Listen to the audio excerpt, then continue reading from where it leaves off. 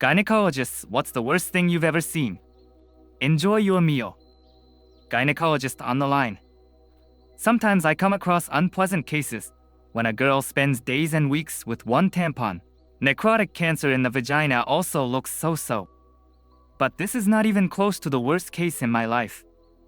Once, a 19-year-old girl came to our clinic and complained that her vagina was stuck with a hairspray cap. She did not explain to us the motivation for this act, but it was clear that she was very ashamed.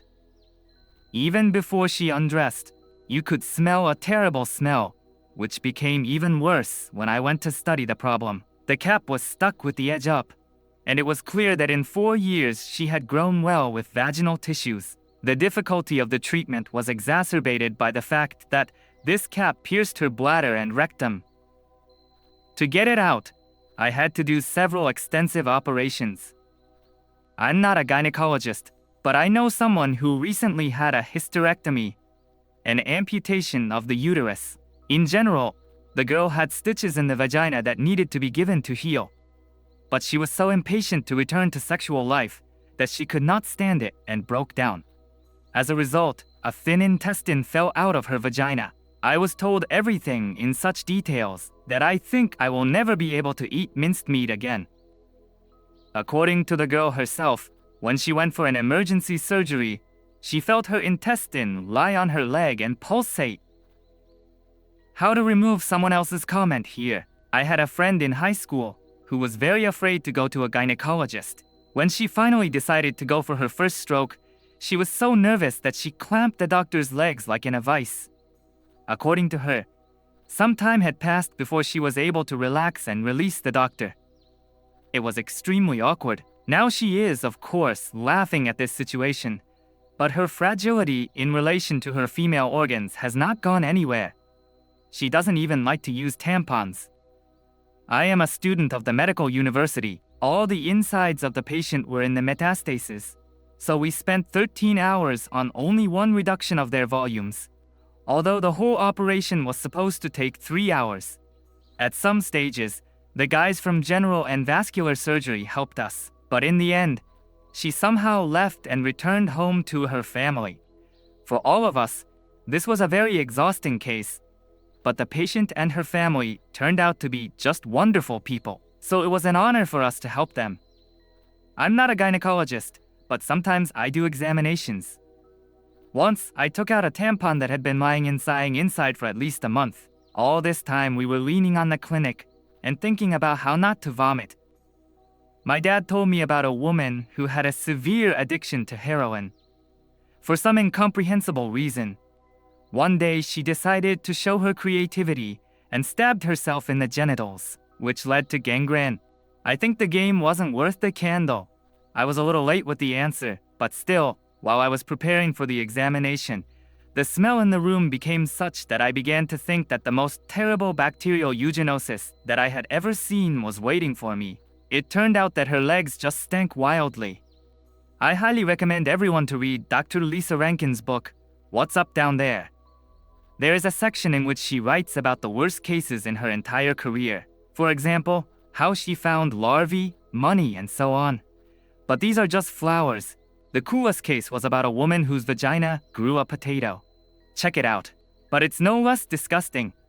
When I was in high school, I joined a student organization that sent students to practice. I decided to go help at the trauma center. He washes her, lifts one of her breasts, and from there it starts to go so much that we all almost lost consciousness. There was a colorless porcelain under the breast.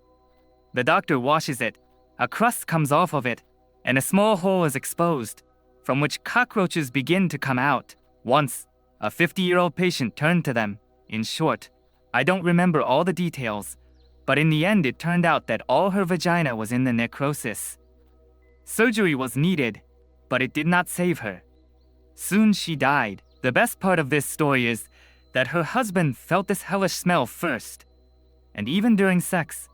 I'm not a gynecologist, but I've also seen a lot of stuff. First, I saw a woman with a cancer in the vagina. The poor woman was so killed by grief that she begged her husband to leave her, because, I quote, "After that you will never be able to love me." But he turned out to be a good fellow. All the time he was near her bed, held her by the hand, calmed her down, and fed her with love. It was clear that the dude just adored her. Second, a 220-kilogram lady came to us with a lower limb paralysis. She had a giant ulcer and a necrotic fasciitis, which destroyed everything that was in the genitals and buttocks. There was erosion in the rectum.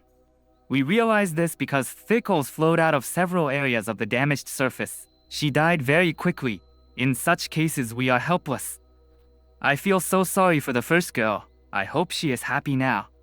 I feel sorry for all the people in this thread, including the readers. I put it inside through one hole, and then tried to get it out through another smaller one. Here it is stuck there. It hurt like hell, but I couldn't do anything about it. Fortunately, this happened when my mother was nearby. She thought I was just an idiot who couldn't get a tampon. But then she saw what was going on and took me to gynecology. I had an operation, and now I have no problems. Her pelvis looked as if 2/3 of a football were stuck to it. The tumor was so large that it pressed on the nerves of the left leg and obstructed the blood flow, which is why she fell.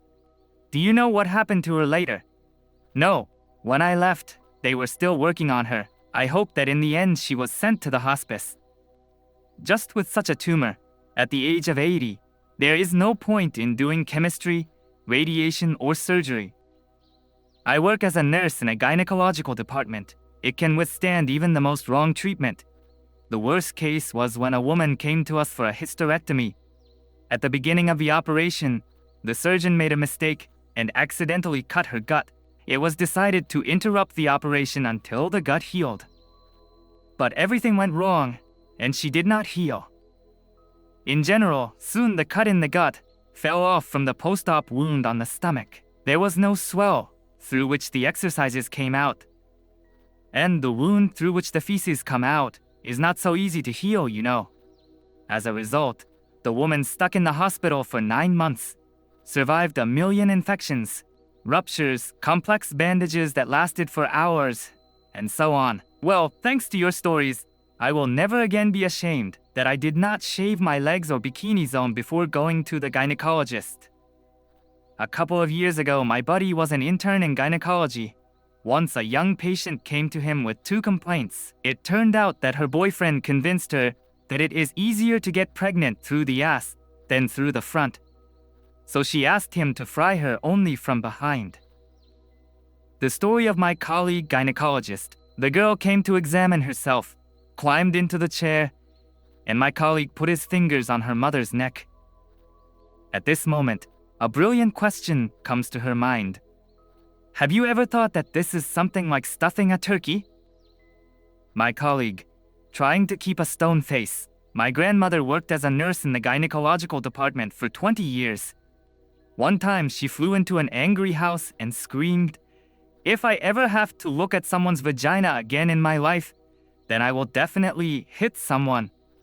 In parallel, she broke all the dishes in the house. The next day, she resigned. My mother works as a gynecologist's assistant, so I've heard a lot of different stories. One day, a woman came to their office who was screaming like a garbage can. I had a very strange first trip to the gynecologist. I was very nervous, and I came across some old woman who clearly noticed it. To somehow lighten the mood, she says to me, "Well, you're lucky you didn't hit the gynecologist, man. They don't have fingers, but healthy sardines." Then she put her shaggy grandmother's fingers in me. Thank you very much for watching. In the comments under the video, gynecologists can write what was the worst thing you've ever seen. And don't forget to watch our other videos. And yes, by the way, bon appetit. Bye!